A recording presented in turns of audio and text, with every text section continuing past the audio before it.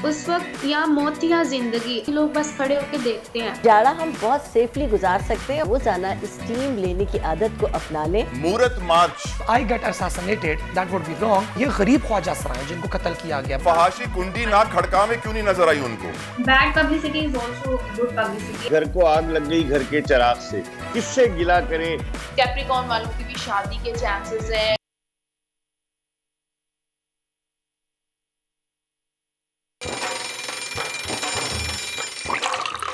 आजकल जिंदगी ही सुबह आउट ऑफ कंट्रोल है, दुनिया बोल है, पूरी दुनिया बोल है। बिस्मिल्लाहिर्रहमानिर्रहीम, अस्सलाम वालेकुम and a very good morning to all of you Pakistan. इसी उम्मीद के साथ आज शो का आगाज़ करते हैं। हफ्ते का पहला दिन है, आप सब उम्मीद से खैरियत से होंगे और अपने घर में खुश होंगे। और फीफा वर्ल्ड कप देखा होगा आप लोगों ने, क्योंकि उसका जोश सर चढ़ के बोल रहा है। तला यकीनन वर्ल्ड कप कतर में पहला मुसलमान मुल्क जो फर्स्ट टाइम एवर कोई मुसलमान मुल्क वर्ल्ड कप की मेज़बानी कर रहा है, ह्यूज अचीवमेंट। हम पाकिस्तानी टीम तो अपनी वहाँ वर्ल्ड कप में नहीं पहुँचा पाए हैं, लेकिन पाकिस्तान का फुटबॉल मैं शुक्रिया अदा करूँगा। यकीनन बड़ी मशहूर कंपनी है पाकिस्तान की फॉरवर्ड स्पोर्ट्स का, जिसकी बदौलत हमारा फुटबॉल वहाँ तक ज़रूर पहुँचा है और हर मैच पाकिस्तानी फुटबॉल के साथ खेला जा रहा है। तो इसलिए अगर पाकिस्तानी फुटबॉल ना होता तो शायद ऐसा वर्ल्ड कप भी ना होता। लेकिन यकीनन तारीफ़ करनी चाहिए कतर की, उनके शेख अलसानी की, जिनकी मेहनत की बदौलत 12 साल पहले कॉन्ट्रैक्ट हुआ था कि 2022 में वर्ल्ड कप कतर में होगा, और ये एग्जीक्यूट जिस तरीके से हुआ, जो ओपनिंग सेरेमनी हुई, इट वाज अमेजिंग। वर्दा बहुत कुछ डिटेल्स हम आपको बताएंगे आगे चल के अपने शो में, लेकिन फिलहाल वक्त हुआ है कोट ऑफ द डे का। हमारी हमेशा कोशिश होती है कि हम एक अच्छी बात से आगाज़ करें, तो आज का कोट ऑफ द डे ये है कि जोड़ने वाला हमेशा तोड़ने वाले से बड़ा होता है। ये वो अल्फाज हैं जो हॉलीवुड के लेजेंडरी अदाकार मॉर्गन फ्रीमैन ने अदा किए हैं, वो भी कतर में फुटबॉल वर्ल्ड कप की इफ्तिताही तकरीब की मेज़बानी करते हुए। और उनका ये मुकालमा कतर के कारोबारी शख्सियत, यानी बहुत अच्छे और फेमस बिजनेस पर्सन हैं गानिमुल मिफ्ता के साथ हुआ, जिन्होंने इस मौके पर कुरान की आयत भी कोट की है। आई पर्सनली थिंक कि कतर ने जो बहुत बड़ा काम किया वो ये किया कि अपने पूरे शहर दोहा में जो है नबी करीम सल्लल्लाहु तआला अलैहि वसल्लम की अहदीस आवेज़ा कर दी। और जिस तरीके से कोट ऑफ द डे भी हमने आपको बताया कि जो तकरीब का आगाज़ हुआ उसके अंदर जो मुकालमा हुआ उसमें भी कुरान पाक की तिलावत से शुरू किया गया और ये वाज़े कर दिया गया कि हमें एक होना है और हमें जिस तरीके से अल्लाह ने बनाया एक दूसरे से सीखना है अपने नेशन से। और यकीनन एक बड़ा बेहतरीन कोट दिया गया वर्ल्ड कप की ओपनिंग सेरेमनी में। अपील की गई है गानिमुल मिफ्ता की जानिब से और फ्री मॉर्गन की जानिब से, और उन्होंने कहा, ये कहना था क्योंकि फुटबॉल ही शायद एक वो वाहिद गेम है तलहा जो पूरी दुनिया को मुत्तहद कर देता है, एक साथ यूनाइट कर देता है। और जिस तरह से हमने कल देखा पूरी तकरीब में कोई फर्क नहीं था, कोई तकरीब नहीं थी, यूनाइट हो गए थे सारे, एक साथ मुत्तहद हो गए थे और कितना 34 कंट्रीज, यकीनन घाना, इक्वाडोर, बड़े छोटे छोटे मुल्क खेल रहे थे। मैं फिर सोचने मजबूर हो गया कि यार पाकिस्तानियों की टीम क्यों नहीं वहाँ पहुँच सकती, हमें भी कुछ करना चाहिए अपनी टीम को पहुँचाने के लिए। आज की टॉप स्टोरीज के हैं, उस पर भी नजर डालते हैं। मार्च खत्म, अब धरना होगा। कप्तान की खिलाड़ियों को रावलपिंडी पहुंचने की कॉल, सरकार को फैजाबाद धरने की दरखास्त मिल गई। 26 नवंबर को बड़ा सरप्राइज देने का ऐलान। पहलवानों की शहर की बेटी से लूटमार की कोशिश, डाकुओं को लेने के देने पड़ गए, बिस्मा ने धर कर पुलिस के हवाले कर दिया। बहादुर लड़की से आज आपकी मुलाकात कराएंगे। औरत मार्च के बाद मूरत मार्च, ख्वाजा सरा अपने हक के लिए आवाज उठा रहे हैं, लेकिन क्या ये आवाज सुनने वालों तक पहुंच रही है? बात होगी आज के शो में। और फुटबॉल वर्ल्ड कप का बुखार सर चढ़ने को तैयार, दुनिया के सबसे बड़े इवेंट का आगाज शानदार। इफ्तिताही मैच में ही मेजबान शिकस्त से 2-4 पर कतर हार कर भी जीत गया है। वाओ, अमेजिंग तकरीब तलहा, बहुत ही बड़े लेवल पे 229 बिलियन डॉलर खर्च किए गए। हमारी मईशत तो पता नहीं कितनी बार डूब के दोबारा संभल जाए, फिर डूब जाए, फिर हम 2-4 बिलियन डॉलर के लिए IMF की सारी शर्तें मान लेते हैं और अवाम का कचुम्बर निकाल देते हैं। सैडली हमें सोचना होगा कि फुटबॉल के लिए क्या कुछ हो रहा है।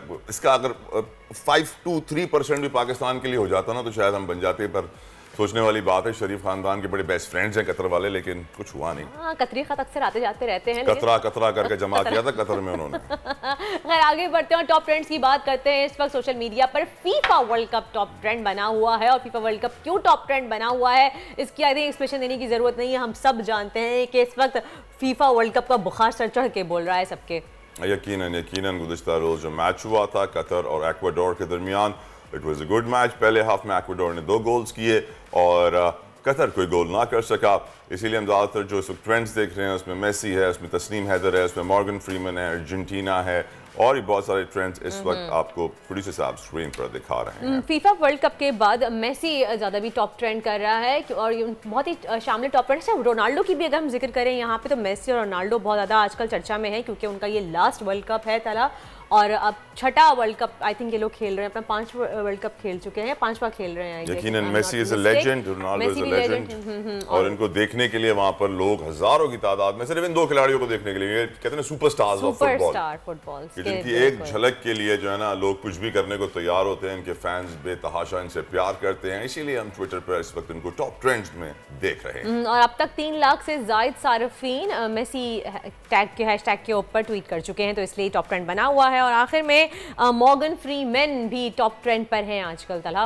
यकीनन मॉर्गन फ्रीमैन की स्पीच दुनिया भर में उसको पजीराई हासिल हो रही है, लोग तारीफ कर रहे हैं कि यकीनन फुटबॉल एक ऐसा खेल है जो लोगों को जोड़ता है और दुनिया के बड़े बड़े स्टार्स इस तकरीब में मौजूद थे, हॉलीवुड से बॉलीवुड तक हर कोई यहाँ पर मौजूद था और बड़ा एहतमाम किया गया था।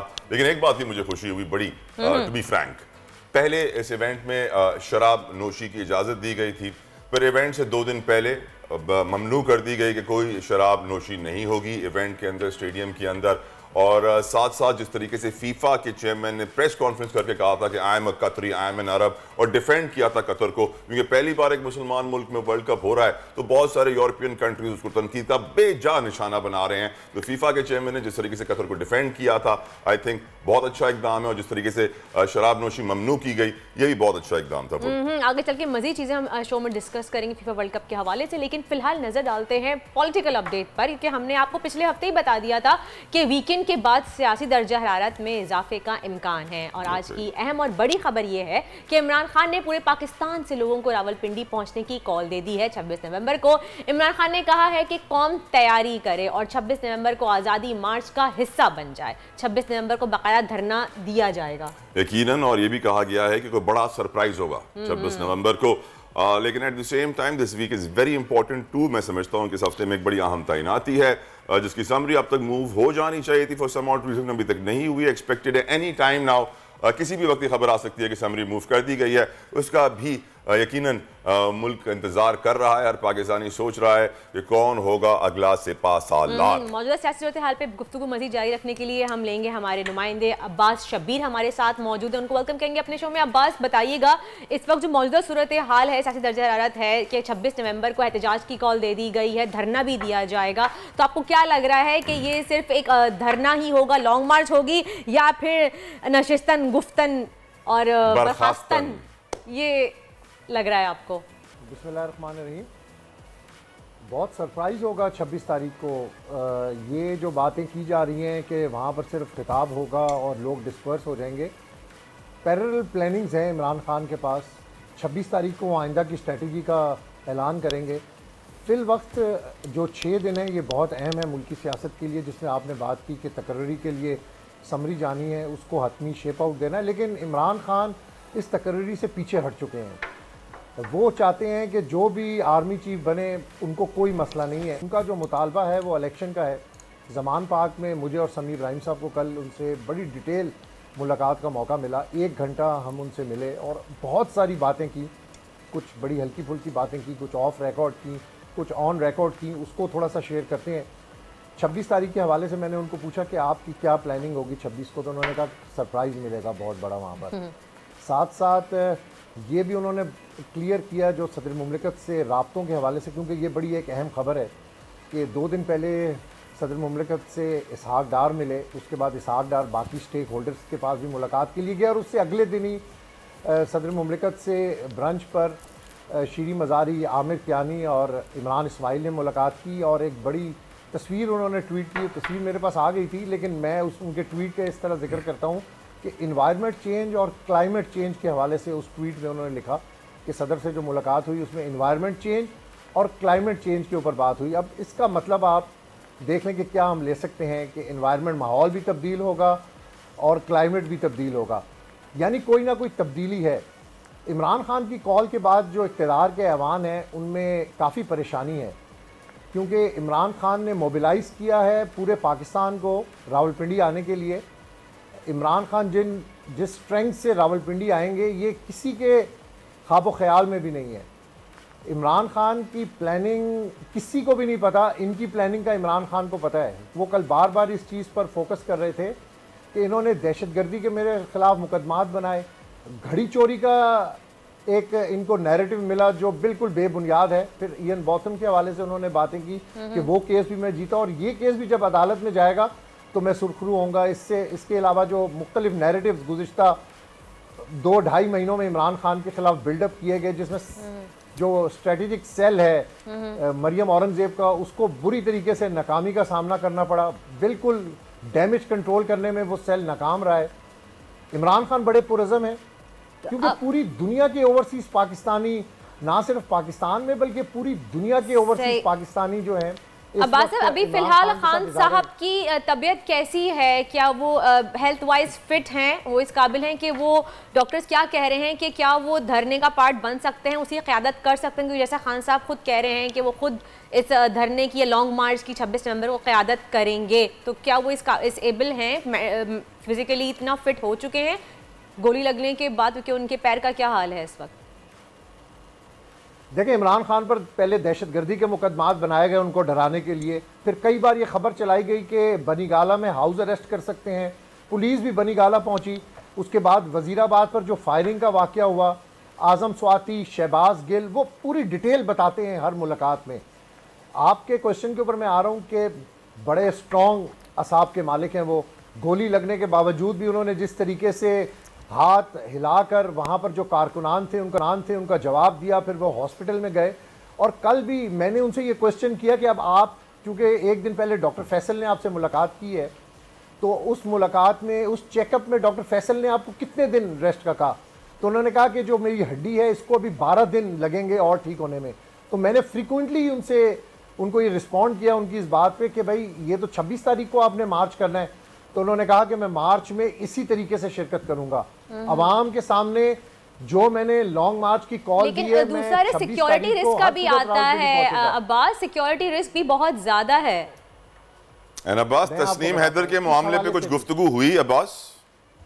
नहीं, ये एपिसोड हमारी मुलाकात के बाद सामने आया है, लेकिन मेरी तहरीक इंसाफ के और लोगों से इस हवाले से बात की। लेकिन सिक्योरिटी रिस्क के ऊपर भी हमने बात की उनसे कि ये सिक्योरिटी रिस्क है, लेकिन इमरान खान एक ही बात करते हैं कि जान अल्लाह को देनी है, मैं किसी से भी नहीं डरता, मैं पाकिस्तानी अवाम के लिए जदोजहद कर रहा हूँ। सिक्योरिटी रिस्क पे उन्होंने कहा कि ठीक है, सिक्योरिटी रिस्क है, मुझे पता है, ये मेरी जान के दर पे हैं। कल भी उन्होंने मुलाकात में कहा कि मेरी जान को ख़तरा है। साथ साथ उन्होंने शोएब शेख साहब का जिक्र किया, बोल टीवी के तमाम एंकर्स और पूरी इंतज़ामिया का जिक्र किया कि जिस जुर्रत के साथ बोल टीवी खड़ा है। उन्होंने कहा कि मुझे पता है कि शोएब शेख साहब को थ्रेट्स हैं, लाइफ थ्रेट्स हैं, उसके बावजूद भी आप हक सच के साथ खड़े हैं। तो उन्होंने इस सीक्वेंस के अंदर ये बात की कि मेरी जान को भी ख़तरा है, लेकिन जिस तरह वो एक स्माइल पास ऑन करते हैं और वो बात करते हैं जिसमें उन्होंने बड़ा क्लियर तौर पर ये बात कही कि मुझे अपनी जान। Right Abbas, right Abbas, thank you so very much Abbas, thank you so very much. और यकीनन हम हमेशा सच की आवाज़ बने रहेंगे, हक की आवाज़ बने रहेंगे, चाहे कितनी धमकियाँ हैं, कितना डराने की कोशिश की जाए। यही बोल की लीडरशिप का पैगाम है, और बोल का पैगाम है कि हम हक और सच का साथ देते रहेंगे।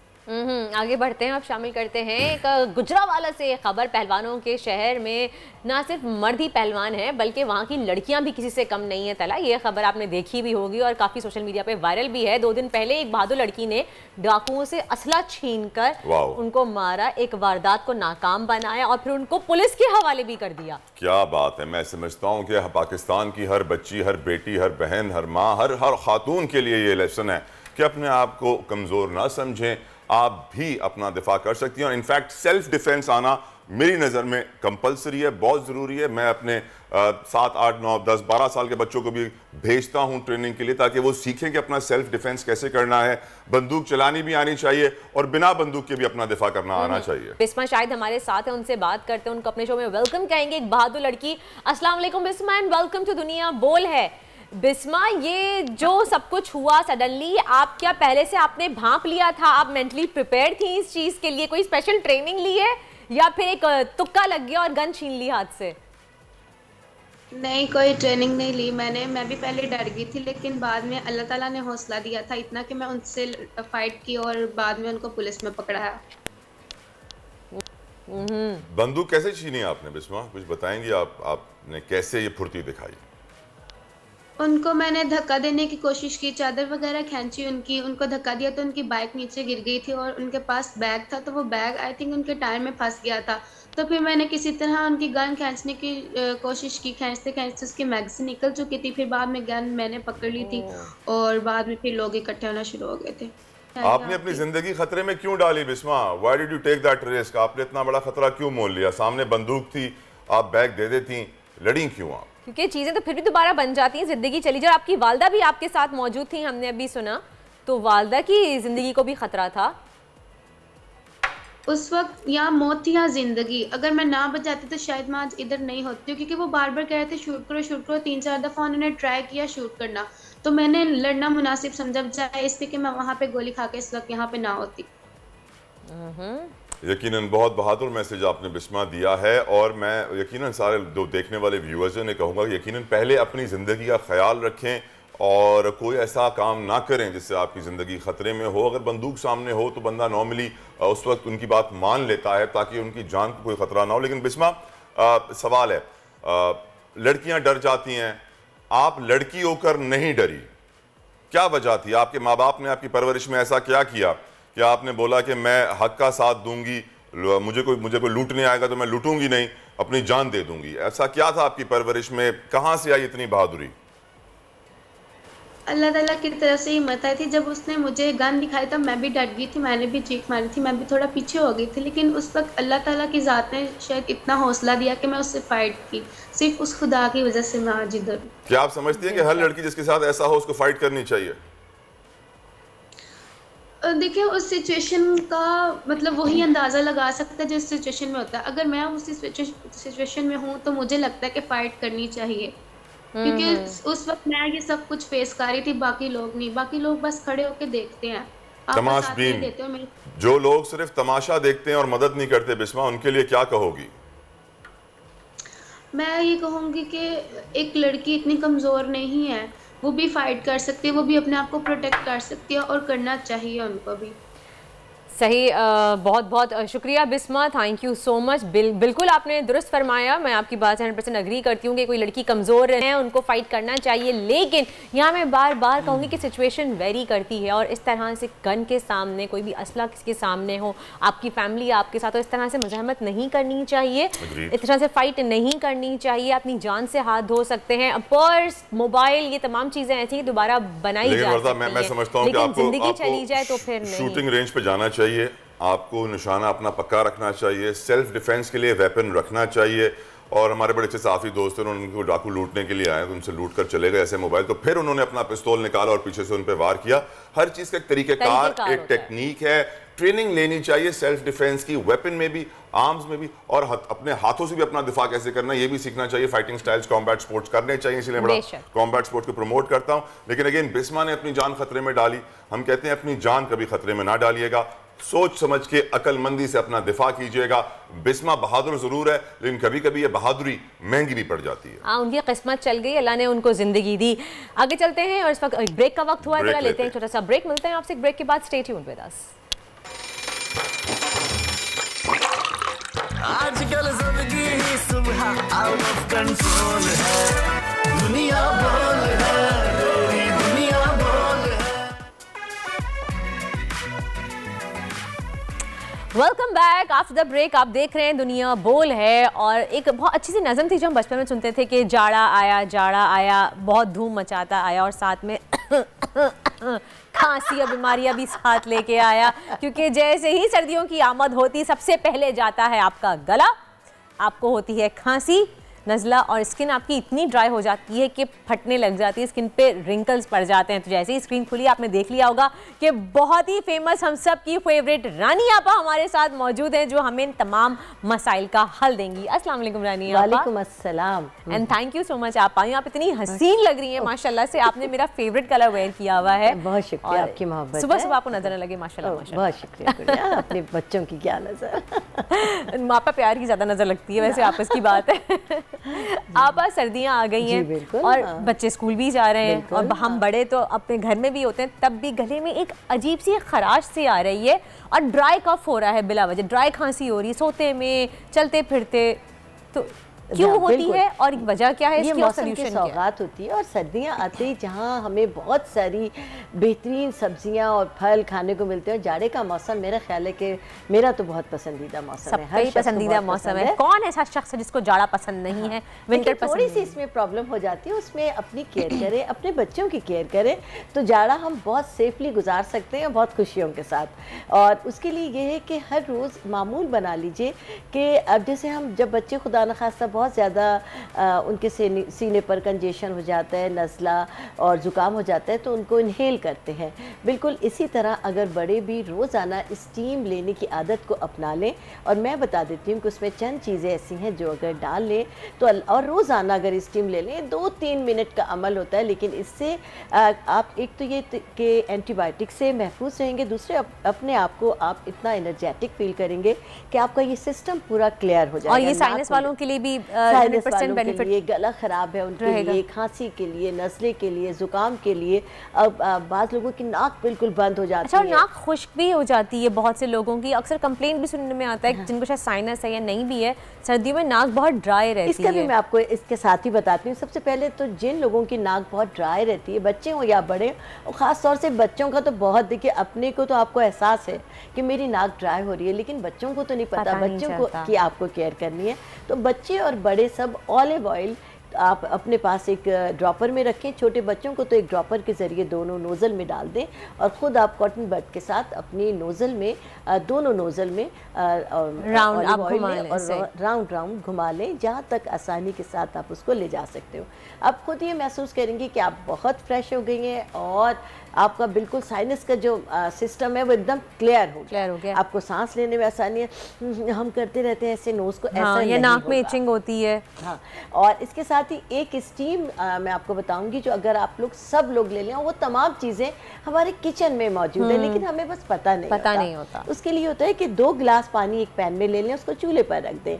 जब उसमें बॉयल आने लगे, नहीं उनको डालकर पकाना नहीं है, कहने का मकसद ये कि हम जब भी कोई चीज़ पकाते हैं, कोई कहवा पकाते हैं तो वो चीज़ डाल के पकाते हैं, लेकिन आपको 2 गिलास पानी एक पैन में डालना है। जब उसमें बॉयल आने लगे तो उसमें 2-3 तेज़पात, आपने देखा तेज पत्ता जो होता है, 2-3 तेज पत्ते जब बॉयल आने लगे तब एक मुट्ठी भर पुदीना डंठल समेत आप उसके अंदर डाल दीजिए और थोड़ा सा कड़ी पत्ता डंठल समेत आप उसमें डाल दीजिए और ढक्कन बंद कर दीजिए।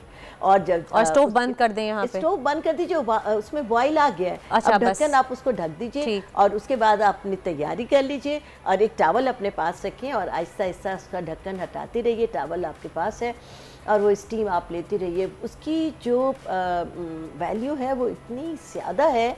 एक तो ये तमाम चीज़ें आपकी स्किन के लिए, आपके गले के लिए, आपका जो इनहेलिंग सिस्टम है उसको खोलने के लिए बहुत अच्छा, और उसकी स्मेल इतनी खूबसूरत होती है कि पुदीना, कड़ी पत्ता और तेजपात, तो मैंने पहली बार सुना है, इतना आइडिया भी नहीं था। और ये बिल्कुल हमारे किचन में तमाम चीज़ें अवेलेबल है, कंप्लीट नहीं है। कड़ी पत्ता हम लोग दालों में, सब जगह तड़के के लिए इस्तेमाल करते हैं। हर घर आपने नाक में तेल डालने के लिए कहा, आप ऑलिव ऑयल यूज़ कीजिए। अच्छा, सरसों का तेल भी मैंने सुना है कुछ लोग इस्तेमाल करते हैं नाक में डालने के लिए, क्या वो सही है? कर लेते हैं और सही है, सरसों का तेल बहुत अच्छा है, लेकिन कुछ लोगों को ज़रा सी उसकी स्मेल से और वो थोड़ा बहुत स्ट्रॉन्ग होता है। नुकसानदेह तो नहीं है ना? नुकसानदेह नहीं है, बिल्कुल असली है, बहुत अच्छा है। लेकिन ऑलिव ऑयल चूँकि बहुत ही लिक्विडी होता है, बहुत हल्का ऑयल होता है, लाइट होता है। हाँ, इतना लाइट होता है कि बच्चे और बड़े सब उसको इस्तेमाल करें तो कोई प्रॉब्लम नहीं होता। यानी हर चीज़ के बाद ये सरसों के तेल के बाद एहसास होता है कि आपने कुछ यूज़ किया है, हाँ, लेकिन उसके बाद आपको बिल्कुल एहसास नहीं होता। और वो लोग जो खांसी से बहुत परेशान, मैं अगले इस पे आ रही थी, खांसी बड़ा मसला है, मुझे भी हो गई है। जी, मैं भी अभी कल परसों थोड़ा सा खौं खौं कर रही थी, और ड्राई खांसी है, बैठे बैठे ऐसे ही आ जाती है। और कुछ लोग ये कि वो गर्मी से इस खांसी का शिकार है, और खांसी जो है वो एक ऐसी प्रॉब्लम है जो बहुत लॉन्ग टाइम लेती है, बहुत दिनों तक हमारे साथ रहती है। वो तमाम लोग जिनको अभी खांसी हुई है या पहले से इस प्रॉब्लम का शिकार है और उनको आराम नहीं आ रहा, उसके लिए बहुत ही आसान एक इलाज है। आज वो भी एक कहवा बताऊंगी, और वो है कि 1 गिलास पानी आप चूल्हे पर रख दीजिए पकने के लिए, और उसके अंदर 1 टेबल स्पून, जो राइस स्पून होता है हमारा, उसके अंदर 1 राइस स्पून अलसी के बीज डाल दीजिए। जब पानी पक रहा है तो इसको इतनी देर पकने दें कि वो 1 कप रह जाए, और उसको चमचे से आप चेक करें कि वो गाढ़ा होना शुरू हो जाए, यानी अलसी का जो लेस है वो उसके अंदर आना शुरू हो जाए। जब महसूस करें कि वो 1 कप रह जाए, पौन कप रह जाए, तो उसमें लेस आना शुरू हो गया, यानी कि बिल्कुल गाढ़ा हो जाए, लेकिन जब लेस आना शुरू हो जाए तो चूल्हा बंद कर दीजिए और गरम गरम इसको स्ट्रेनर से छान लीजिए, और छानने के बाद उसमें हस्बे जायका 1 पिंच काला नमक डाल दीजिए। और अगर आप अफोर्ड कर सकते हो कि थोड़ा खटास आपको नुकसान नहीं देगी तो आधा लेमन स्क्वीज डाल लीजिए। और ये एक ऐसा कहवा है जो आपको खांसी से फौरी तौर पर रिलीफ दे देगा, और इसको अगर 2-3 दिन कर लें तो अल्लाह के फजल से खांसी आपकी हमेशा के लिए साथ छोड़ देगी। और अगर बच्चे हैं, छोटे मासूम बच्चे भी हैं, 3 साल तक के बच्चे, उन्हें भी बहुत खांसी है, तो जब आप ये कहवा बना लें तो टीस्पून के ज़रिए 1 से 2 टीस्पून आप उनको भी दे सकते हैं। अल्लाह के फजल से उनको भी बहुत फ़ायदा। मेरे पास इंस्टा पे मैसेज आया हुआ था, आपा यहाँ पे हैं तो सब लोग चाहते हैं कि आपा से जो है वो फ़ायदा ले लें, इस वक्त रेमेडीज़ पूछ लें। आपा, शाइस्ता जबीन का मैसेज आया है, वो कह रही हैं कि बेली फैट के लिए कुछ बताएं आप। बिल्कुल, मैं आपको एक स्मूदी बता रही हूँ जो कि बेली फैट के लिए बहुत ही ताकतवर है और बहुत तेज़ी के साथ काम करती है। हम जितने भी हम वज़न कम करने की कोशिश करते हैं उसमें मेडिसिन लेते हैं, कहवे लेते हैं, फकियाँ लेते हैं, लेकिन तमाम के तमाम ओवरऑल तो कम करती हैं। ख़ास तौर से बेली फैट बहुत मुश्किल होता है कि इसको हम कम करें। बहुत ज़िद्दी फैट होता है, ज़िद्दी दाग होते हैं ना, ऐसे ही ज़िद्दी फैट होता है। और इसके लिए आपको एक बहुत अच्छी और आसान स्मूदी है जो बहुत तेज़ी के साथ आपके बेली फैट को कम करेगी। जिस दिन आप इसको स्टार्ट करेंगे नाप लीजिएगा और फिर वीकली आप इसको नापती रहेगा। मेरा ख्याल है कि 3 से 4 वीक में अल्लाह ने चाहे इस स्मूदी से आपकी बेली आपकी पसंदीदा उस पर आ जाएगी, इंचिस पर। अच्छा, करना ही होगा कि आपको पानी लेना होगा 1 गिलास। 1 गिलास में 1 टीस्पून मेथी दाना डालकर बॉईल करना होगा। मेथी दाना जब उबल जाए, थोड़ा सा वो फूल जाता है, उसके बाद आप उसको चूल्हे पर ही रखेंगी और उसके अंदर कैबेज यानी बंद गोभी जिसे हम कहते हैं, वो एक दरमियानी साइज़ की लेंगी और बारीक बारीक काट कर उसी के अंदर डाल लेंगी और एक हल्का सा उसको बॉईल आने देंगी कि वो बिल्कुल कच्ची ना रहे, हल्का सा वो। और अगर आप चाहें तो इसको आप ब्लेंडर में डालकर भी हल्का सा आप इसको ब्लेंड कर सकती हैं और उसके अंदर एक लेमन डाल लीजिए और ये बहुत ही मज़ेदार स्मूदी होगी। इसको आप चमचे से काली मिर्च और नमक डालकर खाइए। और अगर आप इसमें 1 टीस्पून सिरका ऐड कर लेती हैं लीमू के बजाय तो और भी ज़्यादा ये पावरफुल हो जाएगी। और इसको आपको रोज़ाना दिन में सुबह नाश्ता और दोपहर के खाने के दरमियान। एप्पल साइडर विनेगर आप या नॉर्मल वाइट डिस्टिल्ड विनेगर? नहीं, बिल्कुल जो खालिस होता है एप्पल साइडर ले लें तो बहुत ज़्यादा। अच्छा, बेली फैट के लिए अब्दुल हादी ने भी कुछ तैयार किया है वर्दा। अब्दुल हादी ने रिपोर्ट बनाई है कि किस तरह बेली फैट को जो है मेंटेन किया जाए, और एक डिश वो लेकर आए हैं जिसका नाम है पटाखा। जब भी हम दिखाएंगे प्रोग्राम में आगे पटाखा। आप इनके अल्फाज जरा बहुत गौर फरमाइएगा। प्रोड्यूसर साहब भी रेडी नहीं है, वो कह रहे हैं कि आप आपा से पटाखे का जिक्र करेंगे। वो कौन सा पटाखा है जो बेली फैट खत्म कर सकता है? आप यहाँ बेली फैट कम करने के तरीके बता रही हो। ये पटाखा आजकल वैक्यूम भी चल रहा है बेली फैट के लिए ना जी, बहुत सारी चीज़ें, बहुत ज़्यादा इसके तरीक़े हैं। हर आदमी इससे छुटकारा चाहता है और बेली फैट को बढ़ाना तो बहुत ही आसान है। आप जिस तरह अभी आपको बताएंगे पटाखे में कि, लेकिन इसको कम करने के लिए बहुत एफर्ट्स करनी होती हैं। जितनी आपने खाने में टाइम लगाया होता है उससे बहुत ज़्यादा मेहनत आपको महीनों लग जाते हैं। अच्छा, वीडियो हमारे पास रेडी है इस वक्त, अगर हमारी रिपोर्ट तैयार है। अच्छा चलें जी, तो फिर आप जल्दी से क्विकली मैं पूछ लूँ, आप मौसम ड्राई हो रहा है, बाल बहुत ज़्यादा ड्राई हो रहे हैं, फ्रिजी हो रहे हैं, फटे हुए बम फटा बाल लग रहे हैं, क्विकली उसके लिए रेमेडी बता जी दीजिए। बिल्कुल, जो आजकल बहुत ज्यादा फ्रीजी बाल हैं, बहुत ड्राई और ऐसा लगता है बम फटा हुआ है, एंड स्पेशली आपके स्प्लिटेड और बहुत और वॉश के बाद तो बहुत ही ज्यादा ड्राई हो जाते हैं, उन सब के लिए बहुत ही आसान सा एक पैक है जो आपको बनाना होगा। उसके अंदर आपको लेने होंगे 2 टेबल स्पून मेहंदी, हमारी जो पिसी हुई मेहंदी होती है जिसको हम हाथों पर भी लगाते हैं, मेहंदी का पाउडर। लेकिन हर्बल प्रॉपर खालिस मेहंदी, केमिकल वाली ना हो। केमिकल तो फिर वही हो जाएगा ना, साइड इफेक्ट हो जाएंगे। और ये मेहंदी आपको लेनी होगी पंसारी के पास से, वो बिल्कुल फ्रेश मिलती है, उसका कलर ज़्यादा नहीं होता। 2 टेबल स्पून मेहंदी आपको लेना होगी और उसके अंदर डालना होगा 1 अंडे की, या तो पूरा अंडा ले लें या जर्दी का जो असर है वो ज़्यादा होता है क्योंकि वो ऑयली होती है, और 1 कप दही उसके अंदर आप डालकर इसको बहुत अच्छी तरह से मिक्स कर लें। और उसके बाद जरूर और 2 टेबल स्पून सिकाकाई, मेहंदी और दही के अंदर, और 1 अंडा आप ले लें। अगर फुल ले लें तो ज़्यादा बेहतर है, अदरवाइज़ अगर खाली जर्दी लें तो वो ज़्यादा इफेक्टिव होंगे। तो आप उसके अंदर बहुत अच्छी से मिक्स करके जड़ों से लेकर लंबाई तक एक बाल का पैच करके, जिस तरह हम कलर करते हैं इस तरह एक बाल का पैच करके जड़ों से लेकर लंबाई तक लगाएं। और उसके बाद उस बालों को अपने टाई अप कर लें, ऊपर से शावर कैप पहन लें, कम से कम 2 घंटा और ज़्यादा से ज़्यादा जितना टाइम भी रख सकती हूँ रखें। और उसके बाद सही। और आप जिनको मेहंदी नहीं लगानी वो खाली दही अंडा भी लगा सकते हैं। लास्ट टाइम आपने बताया था कलर नहीं होगा, कलर नहीं होगा। चले, थैंक यू सो मच, आपका बहुत बहुत शुक्रिया, आपने हमें इतनी जल्दी सारी रेमेडीज बता दी। Thank you so much once again. और दला मुझे भी एक रेमेडी पूछनी थी, वर्दा ने पूछने नहीं दी। मुझे पूछना था किस तरह औरतों को हम मनाएं कि मर्द को 4 शादियां करने की इजाजत अल्लाह ने दी, आप भी दे दें। ये ब्रेक हम लेते एक हैं, ब्रेक अगले प्रोग्राम में ब्रेक पूछूंगा मैं, पूछ लेते नहीं, आप ब्रेक में वर्दा से पता, अगले प्रोग्राम में पूछूंगा मैं। रानी आप ब्रेक लेते हैं। आजकल जिंदगी ही सुबह आउट ऑफ कंट्रोल है, दुनिया बोल है, तेरी दुनिया बोल है।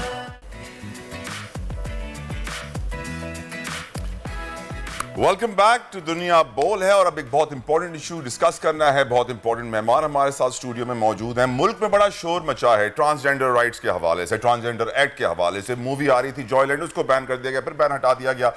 बड़ा प्रेशर क्रिएट किया जा रहा है इस वक्त। यकीनन हमारे मुल्क में सबके हुकूक बराबर हैं, सबको बराबरी के हुकूक मिलने चाहिए and we respect everyone's rights. लेकिन हमारे मुल्क में एक बड़ी कॉन्स्पिरेसी हो रही है और इसको डिस्कस करने के लिए of course we have none other, किसी तारुफ के अब मोहताज तो नहीं है, मेहरब मुइज़वान। Thank you so very much for coming on our show again. मूरत मार्च आप लोगों ने कल किया, क्यों किया, क्या टारगेट था, क्या वो टारगेट अचीव हुआ? आई थिंक सो हमारा जो फर्स्ट एंड फॉरमोस्ट एजेंडा था पब्लिक को अपनी प्रेजेंस से आगाह करना, उनको दिखाना कि जो ख्वाजा सरा कम्युनिटी है वो अब एक पॉलिटिकल फोर्स भी है, उसको आप लोग साइड लाइन नहीं कर सकते, उस पर अगर आप बात करना चाहेंगे तो आपको उनकी ज़बानी सुनना होगा। एंड सेकेंडली आपने नोटिस किया कि हमने मूरत का लफ्ज़ इस्तेमाल किया, क्योंकि मूरत हमारा एक इंडिजिनस वर्ड है।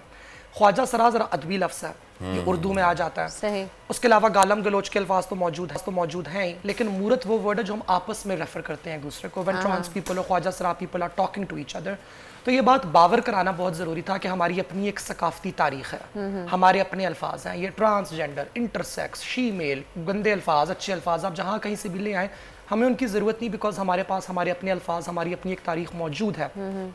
And we wanted to bring that forward. And lastly and most importantly आपने जैसे भी जिक्र किया, पिछले तकरीबन 3 महीने से तो हमें नजर आ रहा है कि बाकायदा एक प्रोपेगेंडा चल रहा है, जहाँ पे कभी हमें कंस्पिरेसी थियरीज के साथ लिंक किया जाता है, ऊट पटांग बातें हमारे बारे में की जाती हैं, कहा जाता है कि हम डिमांड कर रहे हैं कि गे मैरिज को लीगलाइज किया जाए।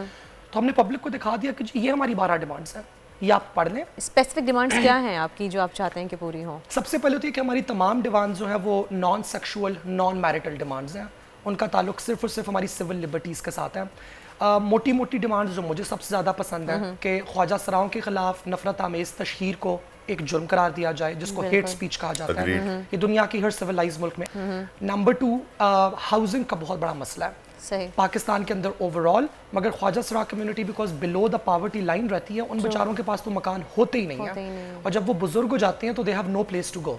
तो ना सिर्फ ये कि आप उनकी हाउसिंग क्राइसिस को सॉर्ट आउट करें, लेकिन इमीडिएटली इमरजेंसी बेसिस के ऊपर सेफ शेल्टर होम्स बनाएं ताकि वो सड़कों पे ना पड़े रहें। थर्डली जो मोस्ट इंपॉर्टेंट डिमांड हमें ये लगी कि आप गवर्नमेंट और प्राइवेट सेक्टर के लिए सेंसिटाइजेशन ट्रेनिंग्स करें, सिर्फ इसलिए ताकि उनको ट्रांसजेंडर लोगों के साथ इंटरैक्ट करने की तमीज़ आ जाए। जी हाँ। एंड लास्टली जो कि मेरी फेवरेट डिमांड है, नॉट बिकॉज मैं इस पे खुद जाना चाहती हूँ, बट वो ये है कि फेडरल और प्रोविंशियल असेंबलीज के अंदर एक रिजर्व सीट ट्रांसजेंडर पीपल के लिए हो, ताकि जो बिल्स पास हो रहे हैं उनके ऊपर इम्प्लीमेंटेशन हो सके और नजर भी रखी जा सके कि उनकी फेवर में क्या किया जा रहा है क्या नहीं, वरना यूजुअली अमूमन कोई पूछता नहीं है ट्रांसजेंडर्स के बारे में, कोई देखता नहीं है उनके हक और राइट्स के बारे में। अच्छा, एक और आपने 3 अलामती लाशें भी स्टेज के ऊपर रखी थी, तो उसके पीछे क्या एम था, क्या मोटिव था? एक बहुत जैसे हम एक दिल दहला देने वाला वाक़या हम लोगों के साथ ही, वो लाशें हमने बहुत उठाई हैं अपनों की, और हम उठाते आए हैं, आइंदा भी उठाते रहेंगे, हमें पता है, इस मुल्क का भी, बाकी ममालिक का भी। लेकिन अगस्त 16 ऑनवर्ड्स जो ये सेनेटर मुश्ताक अहमद और मारिया बी ने हाथ जोड़ के एक ऑनलाइन और एक ऑफलाइन कैंपेन स्टार्ट की है, जिसमें हमें पहली बार नज़र आया है कि मजहबी तबका और एलीट तबका दोनों साथ आके मिल गए हैं। उसके बाद हमारे 3 मर्डर्स हुए हैं हमारी कम्युनिटी के। पेशावर के बेशतर इलाकों से ख्वाजा सराओं को दरबदर कर दिया गया, एंड उनमें से 3 में से 2 मर्डर्स के अंदर ऐसे हुआ है कि उनके जो कातिल थे उनसे जब पुलिस ने पूछा कि आपने ये कत्ल क्यों किया है, तो उन्होंने एक लफ्ज़ इस्तेमाल किया जो बहुत खौफनाक लफ्ज़ था कि मैं तो जिहाद लूत कर रहा था। अब ये एक नई जिहाद है जो कि हमने पहले ज़िंदगी में कभी नहीं देखी, और इन्होंने इंट्रोड्यूस कर दिया, तो जिहाद लूत भी इनको करने का मौका मिला। एंड दीज वर पुअर ख्वाजा सरास। ये कोई चले मेरे ऊपर तो उन्होंने कर दिया ना पॉलिटिकल अटैक कि ये पाकिस्तान में होमोसेक्सुअलिटी को प्रमोट कर रही है, so if I get assassinated that would be wrong, but still I would get it. These are poor trans women, ये गरीब ख्वाजा सराएं जिनको कत्ल किया गया बस शौक में।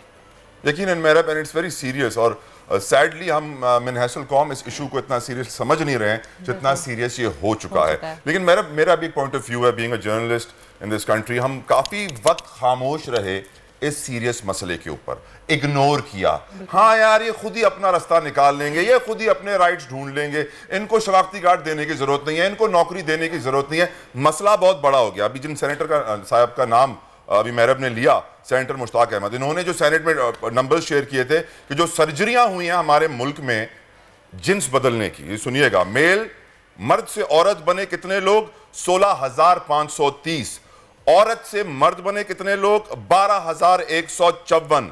Mail to transgender 9, female to transgender 0, transgender to male 21, transgender to female 9। 28,000 से जायद अपनी जिन्स चेंज करने के लिए पाकिस्तान में सर्जरियां हुई। मैं ये समझता हूं, मेरा my point of view, you can disagree with it, हमें चाहिए कि हम एक ऐसी टीम बनाएं इंटरनेशनली पूरे पाकिस्तान में जो हर मदरसे में जाए और बताए कि हरेसमेंट क्या होती है। उन बच्चों को एक नंबर दे कि अगर आपको कोई उस्ताद गलत तरीके से हाथ लगाए तो फौरन से आप हमें फोन करें, हम आएंगे आपके लिए बचाने और केस क्रिएट करेंगे। हो ये रहा है कि छोटी उम्र में स्पेशली लड़कों के साथ, जेपीएमसी पे थोड़ा वक्त पहले एक 12 साल के लड़के को फेंक के चले गए थे, उसका ज्यादती हुई थी, मरा हुआ था, और वो लोग भागने की कोशिश करते, भाग गए थे, अल्लाह करे पुलिस ने पकड़ाओ। जितने लड़के रेप हो रहे हैं ना, उतनी लड़कियां रेप नहीं हो रही हैं। और जब ये छोटी उम्र में रेप होना शुरू होते हैं, you know where they end up. और सैडली हमने इतने इंपॉर्टेंट इशू को इग्नोर किया है, और आज हम ट्रांसजेंडर के खिलाफ खड़े हो गए कि ओ जी ये तो हमारी सोसाइटी में गंद फैलाने जा रहे हैं। आज हमारे शो में आते हैं तो पता नहीं कितने लोग हमें सोशल प्लेटफॉर्म पे पर्सनली मैसेजेस कर रहे होते हैं कि ये आप भी इस एजेंडा का हिस्सा बन गए हैं, आप भी हम जिन्स परस्ती को प्रमोट कर रहे हैं। मेरी नजर में इस पूरे सब्जेक्ट को मिनहसल कौम हम सही तरीके से देख ही नहीं रहे हैं और सीरियस ले ही नहीं रहे हैं, क्योंकि हम इग्नोर करते आए हैं। मेहरब, क्या आप समझती हैं कि आपकी इस मूरत मार्च से हम इस सब्जेक्ट को एज अ सब्जेक्ट सही तरह देख पाएंगे? क्योंकि हम लोग बहुत छोटी नैरो सोच के साथ इसको देख रहे होते हैं। लेंस बिल्कुल छोटा क्या होता है कि बस हम जिन्स परस्ती LGBTQ, लेकिन ट्रांसजेंडर ख्वाजा सरा की जो हकीकत है, उनके जो राइट्स हैं, उसके ऊपर बात करते ही अटैक शुरू हो जाता है बिल्कुल कि बात नहीं करनी है, बिल्कुल चुप रहना है। इस अटैक के होते हुए आप लोग कैसे सर्वाइव करेंगे? आई थिंक हम लोग सर्वाइव कर चुके हैं, तभी तो आज मैं यहाँ आपके साथ मौजूद हूँ। सो ये जो जिस स्ट्रगल का आपने जिक्र किया, ये एक बहुत रियल स्ट्रगल है, और आपने मेरे ख्याल से बहुत, एक मुझे अच्छा लग रहा है कि आज यहाँ पे 3 जेंडर्स मौजूद हैं। We have a man, we have a woman and we have a ख्वाजा सरा। और आपने बहुत ठीक पॉइंट आउट किया कि लड़कों के साथ ज़्यादा रेप हो रहा है। इनफैक्ट साहिल की एक स्टडी आई थी जिसने ये पॉइंट आउट किया था कि 3 आउट ऑफ 5 बॉयज़, 5 में से 3, ये बहुत बड़ा नंबर है, बहुत बड़ा बॉयज़ ने पाकिस्तान में सेक्सुअल हरासमेंट फेस की हुई है, एंड 2 आउट ऑफ 5 गर्ल्स। ये 50% से ज़्यादा, 50% से कम है। तो हमें तो ये वाली बात नजर आ रही है कि कितनी जिनसी फ्रस्ट्रेशन है इस मुल्क के अंदर, और जिनसी फ्रस्ट्रेशन जब किसी कौम के अंदर होती है तो मेहरब, इंटरनेट पे आपकी कौम सबसे ज्यादा क्या देखती है? क्यों आपके यहाँ बैन करने पड़ गए ऐसी वेबसाइट्स? क्यों VPN का इस्तेमाल पाकिस्तान में बढ़ गया?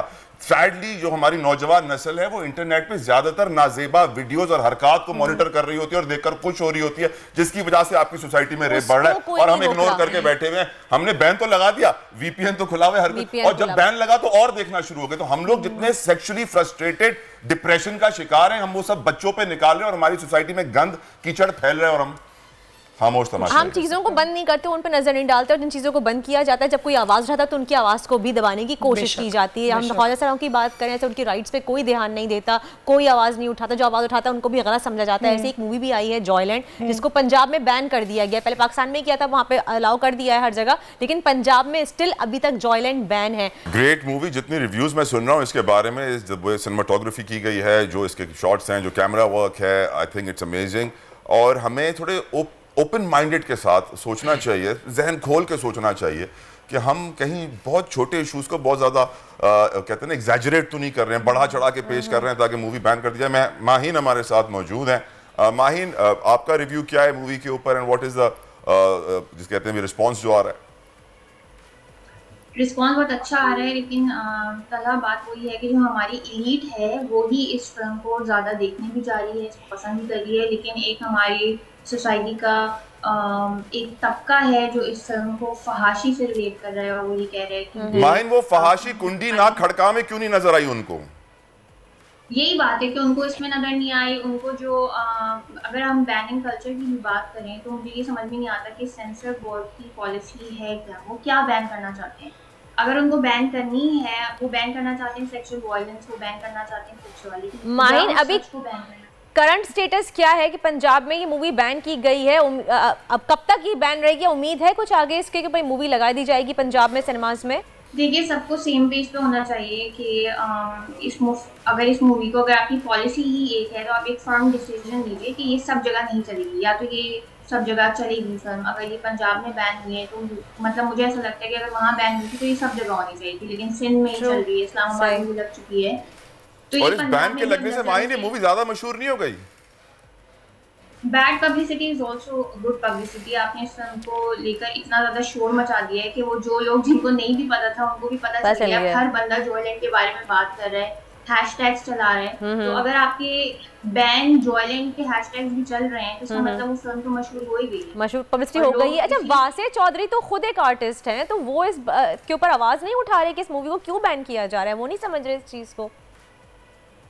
वर्दा, जब भी कोई सेंसर पंजाब के सरबराह है ना वासे चौधरी जी, हर चीज़ हमारे यहाँ जब रिलीजन की पर्सपेक्टिव से देखी जाएगी, आर्ट के पर्सपेक्टिव से नहीं देखी जाएगी, तो फिर यही होगा कि जो लोग खुद भी आर्टिस्ट होते हैं वो फिर मतलब रिलीजन के प्रेशर में आते हैं, उनको लगता है कि उन्हें सबके साथ हाँ हाँ और सही सही बोलना है, तो फिर ऐसा ही होगा। Thank you so much Maheen, बहुत बहुत शुक्रिया। महरब की जाने पाऊंगी, मैं कहेंगी आपने मूवी देखी, आपने भी मुझे बताया। बहुत हार्ड मूवी है, first of all it's not an easy movie, बहुत इमोशनल देख के अंदाजा हो रहा है ट्रेलर। मुझे दो चीज़ों पे बहुत एतराज़ है जिन पे मैं अपनी इस बात को समेटना चाहूँगी। हमने पहली दफ़ा किसी ख्वाजा सरा के मौजू के ऊपर या ख्वाजा सरा का किरदार सिनेमा पे भी नहीं देख रहे इस फिल्म के जरिए, ना टीवी पे देख रहे हैं, थिएटर में बहुत यूज हुआ है और हमेशा वो किरदार मर्द अदा करते हैं। yes. या कभी कभार हिना दिल पजीर साहिबा अदा कर देती हैं, बट द मोमेंट एक ख्वाजा सरा ने ख्वाजा सरा का किरदार अदा किया, बाय द वे जिनकी अपनी पर्सनल लाइफ स्टोरी से इंस्पायर होकर साइम सादिक ने यह कहानी लिखी थी, तो इन एलीट लोगों को एतराज़ होना स्टार्ट हो गया। होता यह है, लाहौर के बहुत एक वल्गर थिएटर कल्चर है जो कि किसी को भी पसंद नहीं है। उस थिएटर कल्चर के अंदर जो ब्रेक इंटरवल का टाइम आता है ना, उसमें ये लोग ख्वाजा सराओं से डांस करवाते हैं, उनको मेन रोल कभी नहीं देते। तो ये जो इसमें बीबा का कैरेक्टर है जो अलीना खान ने प्ले किया है, वो एक कट थ्रोट ख्वाजा सरा दिखाई हुई है who wants to get to that main role. तो ये कोई बहुत हीरोइक रोल उनका नहीं है, इसमें कोई पॉजिटिव या कोई नेगेटिव नहीं है, ये कॉम्प्लेक्स किरदार है सारे। लेकिन सबसे ज़्यादा जो मेरा दिल टूटा पंजाब में बैन होने की, बिकॉज अलीना का पूरा डायलॉग पंजाबी में है from the start to the end. It's beautiful colloquial artistry that the director, the writer and the actor have weaved together। और अभी हम सब ने सुना था कि मौला जट के अंदर पंजाबी का बेड़ा गर्क किया गया, तो फाइनली एक आपके पास मूवी आई है जिसके अंदर आपने इतनी खूबसूरत पंजाबी दिखाई है और उन्होंने इतनी प्यारे से अदा किया है, लेकिन पाकिस्तानी पंजाब में वो बैंड है। तो ये तो एक तरीके से मुझे ऑलमोस्ट ये लग रहा है कि हम लोग खुद ही अपने कल्चर को फाइट कर रहे हैं। लेकिन एक कल्चर, ट्रांसजेंडर कल्चर जिसे हम समझते हैं पाकिस्तान में ना लोग, जिसकी वजह से आपको मेरी नज़र में प्रॉब्लम्स आ रही हैं, ये जो डांस कल्चर है। एक बार मैं हैदराबाद से कराची आ रहा था ट्रेन में, तो वो जो ट्रेन के ट्रैक्स हैं वो कराची के कच्ची आबादी से गुजरते हैं। It was a Saturday night, तो मैं दरवाजे पे खड़ा हुआ था, थक गया था सफर करके, थोड़ी हवा खा रहा था, तो मैंने देखा कि कुछ टेंट्स लगे हुए हैं और उन टेंट से बहुत सारे लोग खड़े हैं और बीच में ख्वाजा सरा नाच रहे हैं। मेरा ये मशवरा है आपको कि अगर आज से ख्वाजा सरा इस तरह के इवेंट्स में नाचना छोड़ देना तो अपनी इज्जत रिडीम कर लेंगे।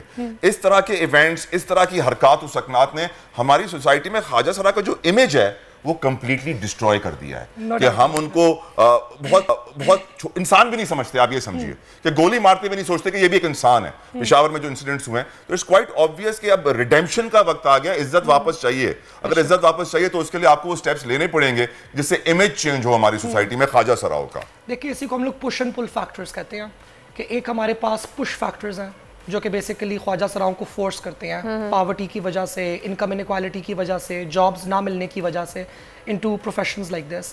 And then there are also pull factors कि जब आपको ये नज़र आ रहा है कि आपके इर्द गिर्द बाकी सारे जो आपकी तरह के अफराद हैं वो भी यही कर रहे हैं, तो आप कहीं सोच लेते हो और कन्विंस हो जाते हो कि मैंने भी यही करना है।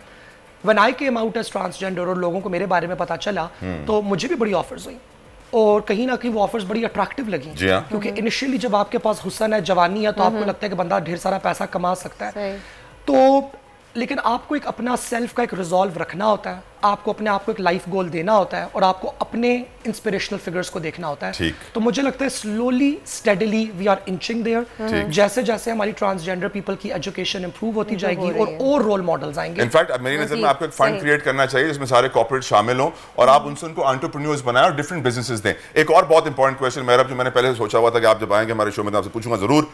थोड़ा वक्त पहले ही पाकिस्तान में टेलीविजन में हम देखते थे कि एक लड़का लड़की के लिबास में आके बैठता था, बेगम नवाज शरीफ, पुराना नाम नहीं, हर कोई उसका फैन हुआ करता था। आज वो मुल्क से भागा हुआ है, बाहर बैठ कर अनाप शनाप बोलता रहता है सोशल मीडिया पे। सवाल यह है कि उस वक्त तो सब नॉर्मल था, उस वक्त ये शोर नहीं था ट्रांसजेंडर्स के खिलाफ जो इस वक्त चल रहा है। उस वक्त हर कोई एक्सेप्ट करता था कि वाह यार ये सेलिब्रिटी है, लड़का लड़की बन के टीवी पर बैठा हुआ इंटरव्यू कर रहा है, नो प्रॉब्लम। आज बड़ा प्रॉब्लम हो रहा है। लेकिन अगर शायद कोई रियल ख्वाजा सरा करता तो शायद उस पर सवाल बहुत ज्यादा उठाए जाते, क्रिटिसाइज बहुत ज्यादा किया जाता। क्योंकि अली सलीम ख्वाजा सरा नहीं है, उन्होंने जो किया वो ड्रैग थी, वो आर्टिस्ट्री थी, वो एक और तरह का आर्ट है। लेकिन अगर कि वो ख्वाजा सरा होते और हम ये देखते पहली दफ़ा कि एक ट्रांसजेंडर, एक मुतजन्नस फर्द, एक ख्वाजा सरा बैठ के सियासतदानों का इंटरव्यू कर रहा है, तो फिर लोगों को दोबारा एतराज़ हो जाना था। ये एक एलिटिज़म का प्रॉब्लम है, ये सिर्फ एक जेंडर का प्रॉब्लम नहीं है। हमने इतने सालों से ख्वाजा सराओं को सिर्फ नाचते हुए देखा है, भीख मांगते हुए देखा है, कि अब जब फाइनली कुछ इक्का दुक्का हमारे साथ सेम टेबल पे आके बैठ रहे हैं as politicians, as news anchors, as doctors and as engineers, तो हर किसी से ये वाली बात हजम नहीं हो रही। लेकिन ये सवाल है कि क्यों हजम नहीं हो रही। यहीं तो जहाँ पे हम बात करते हैं इक्वालिटी की, नहीं तला हम इक्वालिटी की बात करते हैं, वहाँ पे हम यहाँ पे इक्वालिटी क्यों नहीं देते? ये तो आप कि अपने हाथ में तो नहीं, आपने खुद शौक से तो ये चीज नहीं की है। आई डोंट नो ये लोग अंडरस्टैंड क्यों नहीं करते। मेरे ख्याल से ह्यूमन एम्पैथी और काइंडनेस, ये चीज़ें हमारे माशरे के अंदर बहुत कम होती जा रही हैं और इसकी बहुत बड़ी वजह यह है कि हम सबको एक दूसरे से मुकाबला करना पड़ता है आगे बढ़ने के लिए, और इसे कंपेटिटिव माइंडसेट के अंदर आना ज़रूरी होता है अपने आप को एक्टिवेट करने के लिए। लेकिन उसके अंदर हमें भुला दिया जाता है कि आपने बाकी लोगों के साथ कोलैबोरेट करना है, you can partner with them, you can be friends with them. Acceptance नहीं है हमारे। मुझे उम्मीद है ये कि अभी हमारी जो पॉलिटिकल मूवमेंट्स हैं, जिस तरह की हमने भी चलाई, ये देखने में तो बड़ी एग्रेसिव लगती है कि ज़ोर और शोर के साथ हम लोग आ रहे हैं, लेकिन हम लोग का जो बिहाइंड द सीन्स वाला काम है, that should be about promoting kindness, promoting empathy, because ये बातें जितनी कॉम्प्लिकेटेड हो जाए, ये बातें जितनी दुश्वार हो जाए। रोज कितनी धमकियां मिलती हैं? I have 7 active death threats on me right now, और मेरे 3 कोर्ट केसेस चल रहे हैं उनके ऊपर। 3 केसेस हैं, 7 जिंदगी की धमकियां हैं। अल्लाह खैर करे, अल्लाह इंसाफ दिलाए, सबको उनका हक दिलाए। All the best to you मेरे मुझ जवान, हमारी दुआएं आपके साथ हैं। हम उम्मीद करते हैं कि हमारी सोसाइटी ट्रांसजेंडर्स को उनके राइट्स दे, और जिन जिन शर्तों के साथ आपने कल मूरत मार्च किया, I think they are all fair और वो सब पूरी होनी चाहिए। बट सैडली हमारी सोसाइटी का रिएक्शन कुछ ज़्यादा अजीब और गरीब है। हमें सोचना चाहिए कि हम में नेशनल कौम किस डायरेक्शन में जा रहे हैं। एक ब्रेक लेते हैं, प्रोग्राम जारी रहेगा हमारे साथ। जबरदस्त गाना था यार। आजकल जिंदगी ही सुबह आउट ऑफ कंट्रोल है, दुनिया बोल है, दुनिया बोल है। Welcome back after break. आप देख रहे हैं दुनिया बोल है। और जैसे मेरे बैकग्राउंड में स्क्रीन देख के आपको अंदाजा हो गया होगा कि अब हम आपको अपडेट करेंगे मौसम की सूरत हाल से। तो बताते चलें आपको कि पंजाब के मैदानी इलाकों में मौसम सर्द और खुश्क रहेगा। फैसलाबाद, लाहौर, सियालकोट, नारवाल, गुजरांवाला, ओकाड़ा, मियाँ चुन्नू, भावलपुर और मुल्तान में धुंध की शिद्दत बढ़ने का इम्कान है। उधर शुमाली बलूचिस्तान में सर्द हवाएं चल रही हैं और इम्कान है कि इन हवाओं से बालाई सिंध में भी सर्दी की शिद्दत में इजाफा हो सकता है। लेकिन अगर आप मेरे पीछे यहाँ पे देखें वॉल पे, तो कराची में कहीं दूर दूर तक आपको न टेम्परेचर कम नज़र आ रहा है, न सर्दी की शिद्दत में इजाफा होता हुआ नज़र आ रहा है। कराची वाले हम सिर्फ तरसते हैं कि काश सर्दी आ जाए। अगर शायद कराची में सर्दी पड़ती है तो 2 दिन की पड़ती है। अलबत्ता लाहौर की जानिब अगर हम रुख करें तो वहाँ पे स्मॉग भी है और धुंध भी है। दर्जा हरारत की अगर हम बात करें तो कराची में कम से कम दर्जा हरारत 19 डिग्री ग्रेड रहेगा, लाहौर में 8 सेंटीग्रेड रहने का इम्कान है, इस्लामाबाद में कम से कम 9 डिग्री रहेगा और कोयटा में 2 डिग्री रहने का इम्कान है। पेशावर की बात करें तो पेशावर में दर्जा हरारत कम से कम 10 डिग्री रहेगा। ये तो थी वेदर अपडेट। और चूँकि फीफा वर्ल्ड कप का बुखार सर चढ़ के बोल रहा है तो यहाँ भी आपको नज़र आ रहा होगा। अब चलते हैं फीफा वर्ल्ड कप की अपडेट लेने के लिए तलहा की जान। यकीनन फीफा का जिक्र होगा, फुटबॉल का जिक्र होगा और फुटबॉल का मैचेस सब देखने के लिए बेताब हैं। और बड़ा बेहतरीन मैच कल हुआ था, इनॉग्रेशन सेरेमनी भी हुई थी, डिस्कस करेंगे। मिर्जा इकबाल बेग हमारे साथ मौजूद हैं। बेग साहब, thank you so very much for giving us your precious time. Sir ये बताइएगा, घाना जैसे ममालिक, वेल्स जैसे छोटे मुल्क, मैं देख रहा हूँ एक्वाडोर, बहुत सारे ऐसे मुल्क हैं अफ्रीका के जो हमसे बहुत पीछे हैं लेकिन वर्ल्ड कप में पहुंचे हुए हैं। हमारी फुटबॉल के अलावा कोई खिलाड़ी नहीं पहुंच सका। सर वो दिन कब आएगा जब हमारी टीम भी फुटबॉल वर्ल्ड कप में खेलेगी? बेग साहब बहुत बहुत शुक्रिया। सुबह बखैर तला आपको भी और वर्दा को भी। दरअसल हमारे यहाँ वो अगर कहा जाए, इस घर को आग लग गई घर के चिराग से। हमारी जो 211 ममालिक है फुटबॉल खेलने वाले, उनमें हमारी रैंकिंग 194 है। इससे आप अंदाजा लगा लें कि पाकिस्तान फुटबॉल में कहाँ खड़ा है। और दरअसल वो जो मैंने घर को आग लग गई की बात की, दरअसल हमारे यहाँ जो फुटबॉल फेडरेशन के ओहदेदारान हैं वो बजाय खेल को फ़रोग देने के अपनी ज़ात को फ़रोग देने की कोशिशों में मसरूफ़ थे, जिसकी वजह से उनकी नज़रें जो थी वो डॉलर्स पर लगी हुई थी। क्योंकि एशियन फुटबॉल कन्फेडरेशन गोल प्रोजेक्ट्स के लिए डॉलर्स देती थी पाकिस्तान फुटबॉल फेडरेशन को, लेकिन आपस की चपकलिश की वजह से 15 माह की पाबंदी आयद की फीफा ने। और फिर उसके बाद अभी एक नॉर्मलाइजेशन कमेटी है जिसके सरबरा हारून मलिक साहब 5 से 6 हज़ार डॉलर्स पर मंथ ले रहे। तो फुटबॉल का खेल तो पाकिस्तान में जो है वो तबाही के दहाने पर है।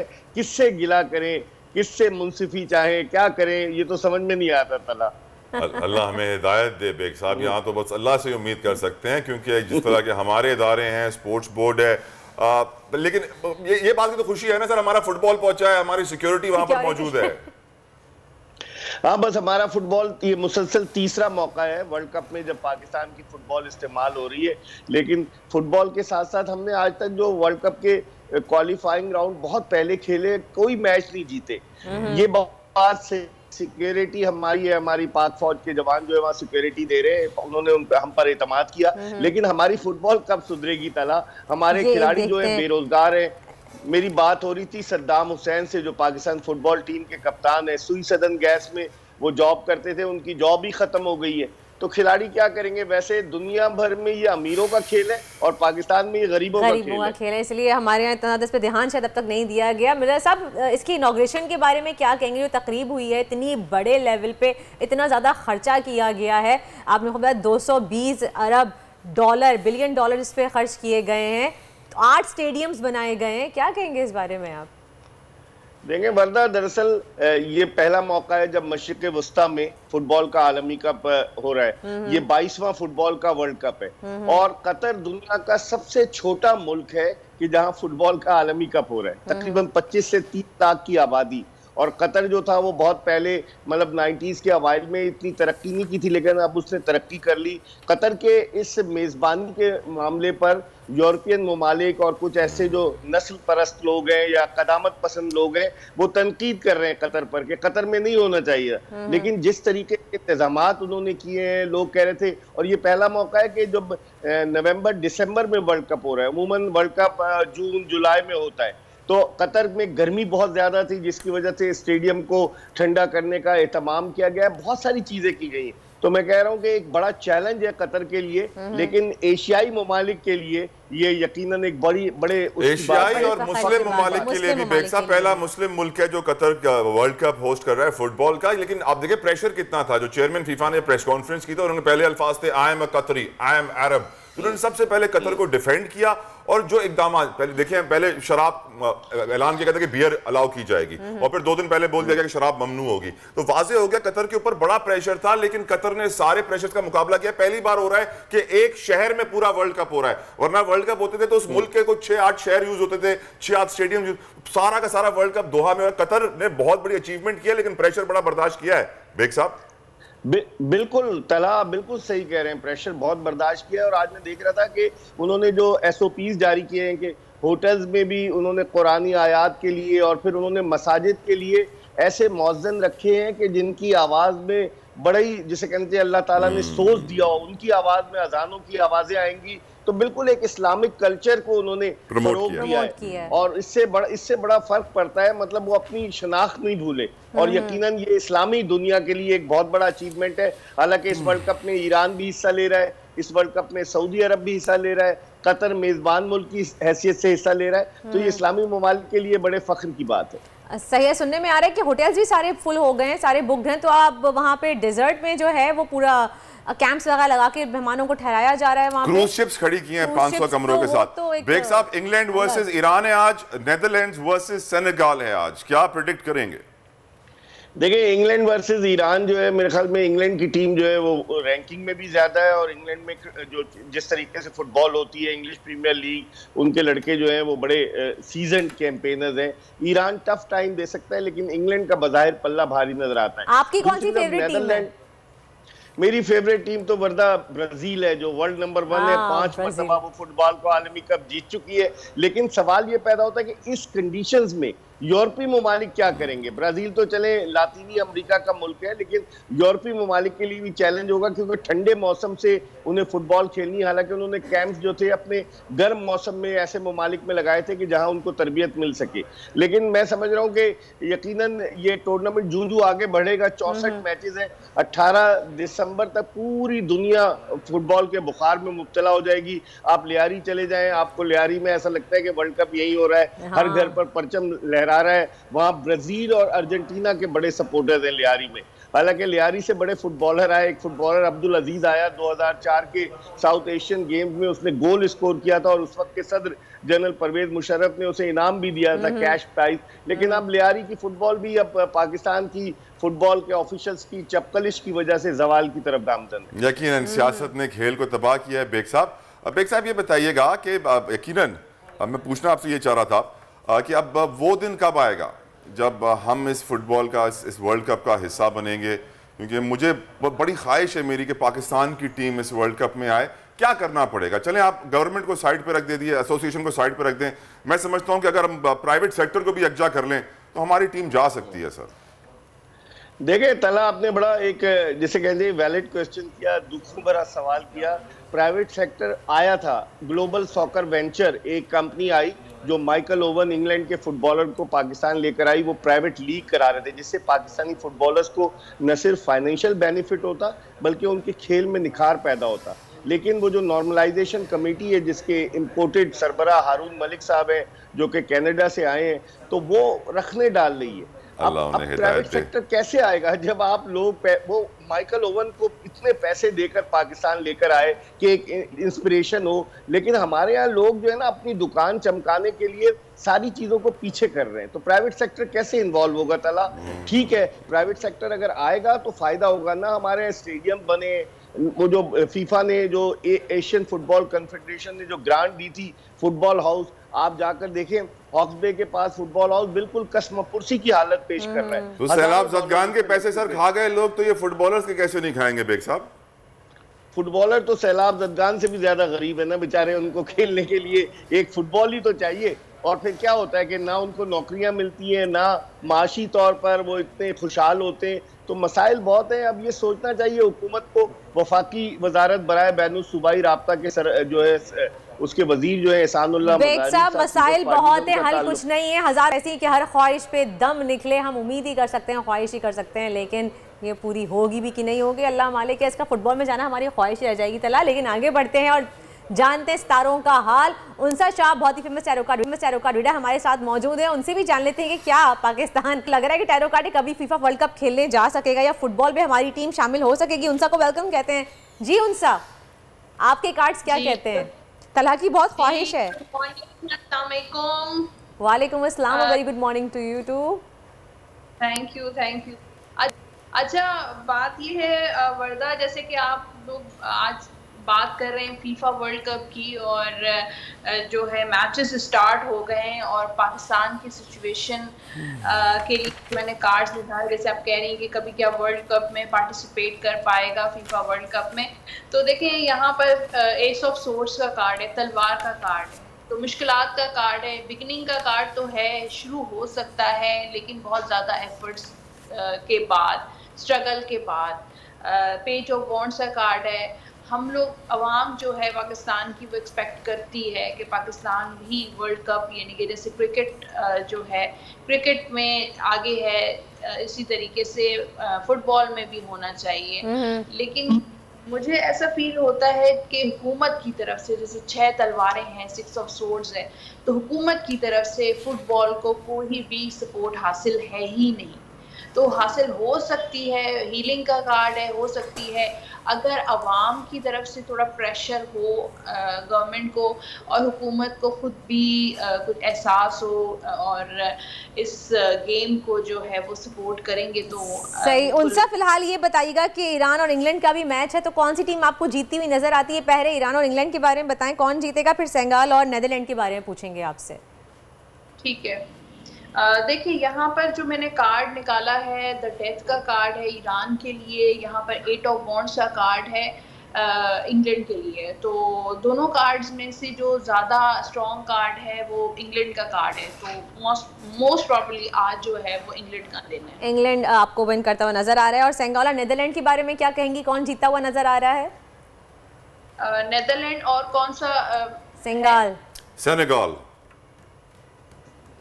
अच्छा, तो इसमें मुझे नीदरलैंड के ज़्यादा चांसेस नज़र आ रहे हैं, क्योंकि यहाँ पर मेजर अरकाना का कार्ड जो है वो नीदरलैंड का है, द फूल का कार्ड है, तो नीदरलैंड के ज़्यादा चांसेस नज़र आ रहे हैं। नीदरलैंड के ज़्यादा चांस नज़र आ रहे हैं, सेनेगल के नहीं नज़र आ रहे हैं आपको। अच्छा, वर्ल्ड कप आपको क्या लग रहा है, कौन सी टीम जीती हुई नज़र आ रही है? वैसे ब्राज़ील सबकी फेवरेट टीम है, आपको क्या लग रहा है कौन जीतेगा?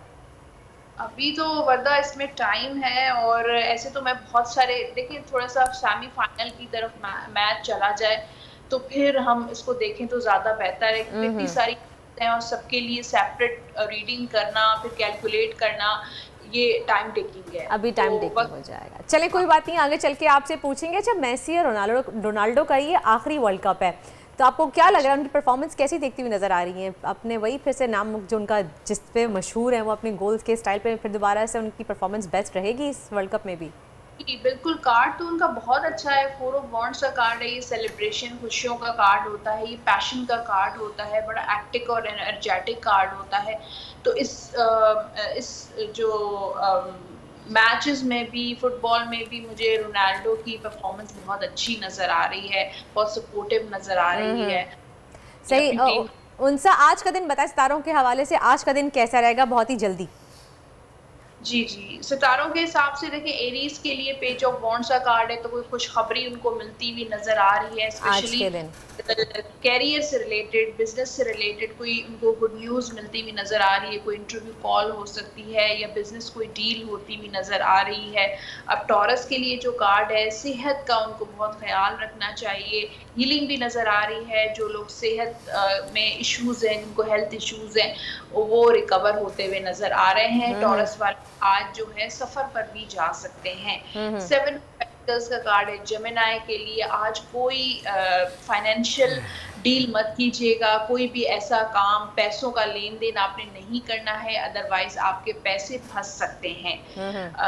जेमिनी के बाद है कैंसर वाले, आज थोड़े डबल माइंडेड हो सकते हैं, या घर में अपने पार्टनर के साथ या बिजनेस पार्टनर के साथ कोई लड़ाई झगड़ा, कॉन्फ्लिक्ट हो सकता है, तो पेशेंस आपने रखना है। कैंसर के बाद है लियो, कुछ न्यू बिगिनिंग आज होती हुई नजर आ रही है, कोई नया काम स्टार्ट कर सकते हैं, कोई नया रिलेशनशिप बन सकता है, शादी के भी काफी अच्छे चांसेस नजर आ रहे हैं लियो के। वर्गो के लिए दूसरी शादी के लिए भी चांसेस हैं कुछ ऐसा? के लिए दूसरी शादी के भी चांसेस हैं? दूसरी शादी एक हाँ, अगर डिवोर्स हुई है या कोई ऐसा इशू है तो बिल्कुल दूसरी शादी नहीं, दूसरी शादी के वक्त ये औरतें डिवोर्स का जिक्र क्यों करती हैं भाई? मर्द 4 बीवियां एक साथ रख सकता है बिना पहली को छोड़े। ये तो हमारे औरतों को उनसा ये बड़ा प्रॉब्लम है ना। आप जाए कतर की बात कर रहे हैं, कतर में पहली बीवी जाके शौहर के लिए दूसरी बीवी ढूंढती है। आप लोग यार यहाँ पाकिस्तान की औरतों में बड़ा प्रॉब्लम है दूसरी शादी वाला। आप आगे चलें अभी बात। हम पाकिस्तान में आगे चलते हैं, लियो से आगे चलते हैं, तलाक के लिए अलग से कार्ड्स निकालेंगे। देखिए, और उसके बाद जो कैंसेरियंस के लिए सफर अगर ना करें तो ज्यादा बेहतर है, अदरवाइज सफर आपको नुकसान पहुंचा सकता है। सही। वर्गो लिब्रा कार्ड है, हाँ, कच्चे, आप कानों के कच्चे हैं, दूसरों की बातों में नहीं आना है, अपनी पर्सनल बातें शेयर नहीं करें, अपने हद तक रखें, अदरवाइज आपके काम जो है वो बनते हुए भी जो है वो रुक सकते हैं। हाँ, वर्गों के बाद है लिब्रा। लिब्रा के लिए जो एक तो कोई नया इंसान उनकी ज़िंदगी में आ सकता है, आज कोई नया दोस्त बन सकता है, किसी ट्रैवलिंग पर जा सकते हैं, एक अच्छा टाइम, एक अच्छा दिन जो है वो लिब्रा वालों का गुजरेगा। यहाँ पे स्कॉर्पियो के लिए आज पैसा मिलता हुआ नज़र आ रहा है, कहीं पैसा स्टक हुआ है तो उनको दोबारा से पैसा मिल जाएगा, या कोई फाइनेंशियल डील, कोई फाइनेंशियल प्रोजेक्ट स्टार्ट हो सकता है। और आज जो है वो स्कॉर्पियो को सदका लाजमी देना है, कोई भी अपनी हैसियत के मुताबिक ज़रूर दीजिए। स्कॉर्पियो के बाद है सेजिटेरियस। सेजिटेरियस वालों को थोड़ा सा अपनी इंट्यूशन पे जो है थोड़ा सा ट्रस्ट करना चाहिए। आपका इंट्यूशन क्या कह रहा है, आपकी गट फीलिंग क्या कह रही है, कोई भी फैसला अगर आप अहम ले रहे हैं अपने बिजनेस से रिलेटेड, रिलेशनशिप से लेकर, तो दूसरों से मशवरा करने के बजाय अपनी इंट्यूशन पे ट्रस्ट कीजिए। सेजिटेरियस के बाद है कैप्रिकॉर्न। कैप्रिकॉर्न वालों की भी शादी के चांसेस हैं, अगर कोई डिवोर्स, सेपरेशन वगैरह ऐसा कुछ हुआ है तो मामला सही होते हुए नजर आ रहे हैं। जल्दी से एक्वेरियस और पाइसेस के बारे में बता दें, उनका टाइम खत्म हो गया है। एक्वेरियस वालों के लिए आज जो है वो बहुत सारी मीटिंग्स करते हुए नजर आ रहे हैं, लोगों के साथ एक्शन, मुलाकातें नजर आ रहे हैं। और पाइसेस वाले आज कोई भी पैसों का मामला, कोई पैसों का लेन देन नहीं करना है। मुझे कुछ आप नेगेटिव एनर्जी आसपास नजर आ रही है, कुछ ऐसे लोग हैं जो आपको आज धोखा दे सकते हैं। ओहो, चलें जी, थैंक यू सो मच उनसे, बहुत बहुत शुक्रिया, आपने बताया बच के रहें, उनको आज धोखा मिल सकता है। और तमाम सितारों के बारे में हमने बताया, आप इस पर ख्याल रखिएगा। और इसी के साथ ही आज के शो का वक्त होता है खत्म। Until tomorrow, Allah Hafiz. आजकल जिंदगी ही सुबह आउट ऑफ कंट्रोल है, दुनिया बोल है, मेरी दुनिया बोल है।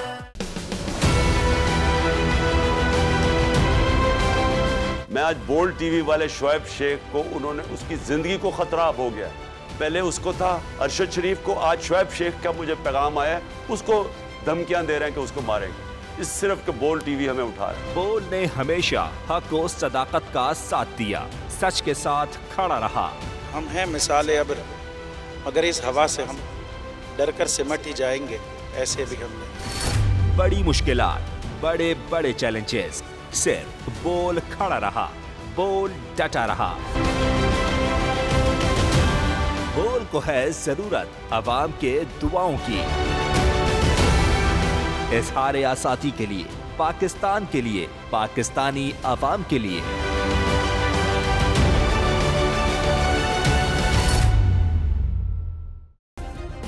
सब्सक्राइब करें और बेल दबाएं ताकि कोई खबर रह न जाए।